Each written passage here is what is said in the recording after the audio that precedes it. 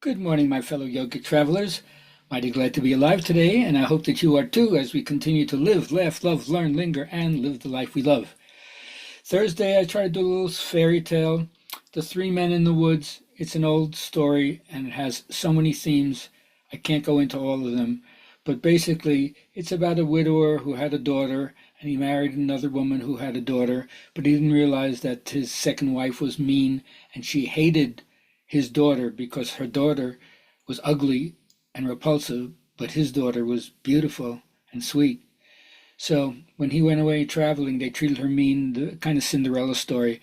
And then one day she said, "Listen, I want you to go out and get strawberries for me in the dead of winter." And she gave her like a paper frock and a crumb of bread. He said, I'll freeze it. Don't you give me any lip. Go out there. So she went out there. It was freezing. There was nothing to be had, not a thing of green. And then while she was wandering in the woods, a long time or a short time, whatever time it takes in these stories, she saw a little cottage with three little men peeping out of the window. And so she went up to the door, knocked, and came in, and she said, "Can I sit by the fire?" She said, "Yes." And she took out her bread, and they said, "Can we have some of your bread?" So she split the bread in half and shared it with them, the little that she had. And they looked at each other. "Oh, she's very kind." And then they gave her a broom and they said, "Would you sweep out the back porch for us? The snow out of the porch?" And so she did. And when she swept out there, she found fresh strawberries. And the three men looked at each other and said, "She's so good and she's so kind. What shall we do?" And the first one says, "I'm going to bless her so she'll be more beautiful every day." And the second one said, "I'm going to bless her so that every time she opens her mouth, a gold coin will come out." And the third one said, "Well, I'm going to bless her so eventually she'll marry a king."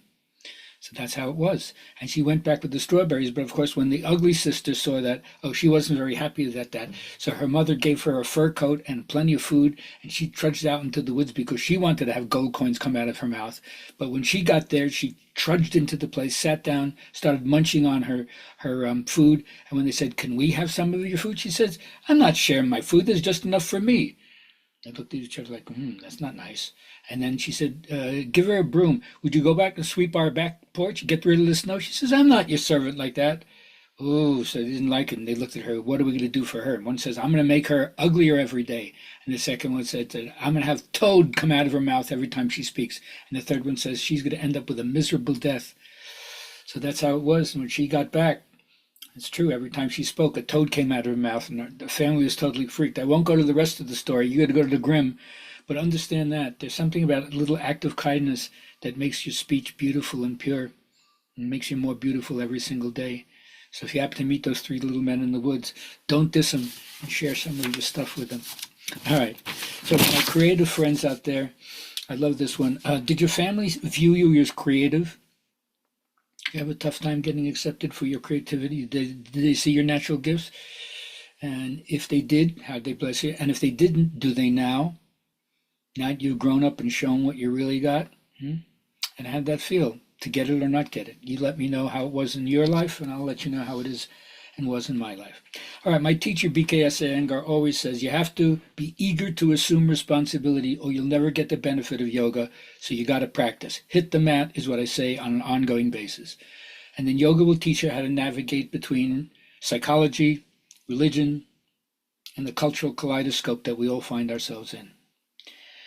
Now, my Sufi teachers say that you have to learn to rise to the standard of your own ideal without losing enthusiasm. You got to keep it up. As I'll say at the end of this, your energy brought the whole thing into being, and your energy is what keeps it going. It's the pessimist who refuses to accept possibility, and possibility is the nature of life. And therefore, that person denies the glory by standing in their own light. Get out of the way. Now, many times in yoga, you hear the word kundalini. It's like the spiritual gasoline, the dormant potential of our own nervous system, which as it moves up the spine through the chakras, from the lower centers to the head, at each center, it's like a mini brain. Your psyche is transformed as it goes from survival to pleasure, to power, to affiliation, to questing, to deep intuition, and then eventually to self-transcendence. That's the path you take. And if you take that path, you will discover your life purpose. The core of your life is purpose. And if you're aligned with that purpose, you act with coherence and integrity. And that's the secret that's going to support your success and your deepest desires and minimize distractions and detours along the way. but you got to put in your time. Now, my rabbi always reminds me, as the recovery movement so clearly demonstrates, we all may have left the early trauma years ago behind, but the wounded child inside still weeps. It's as if we're in a prison, bound by a former time. But with enlightened awareness, it is possible to commute that sentence and find the pearl within the oyster, the silver lining behind the dark cloud, the gold within the burden, by doing what I call reconstructive inner surgery.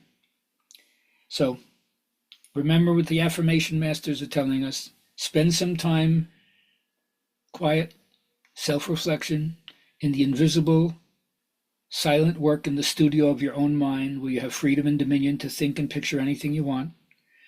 And always learn how to find something good to think about that feels good while you're thinking about it. And then keep remembering, in terms of your whole life, you brought this energy into being, and it's your energy that keeps it going. All right, my friends, that's it for today. By the way, the Mexico vacation has now signed up. We almost have 10 people already, and we'll have 20 on site, and then we'll help get people off site if you want to join us. So go to my website, gabrielhalpern.com, and sign up, or at least look. Contact me if you have any questions. I'd love to have you join us. It's a wonderful thing with a great group of yogis from all over the country. Have a great day.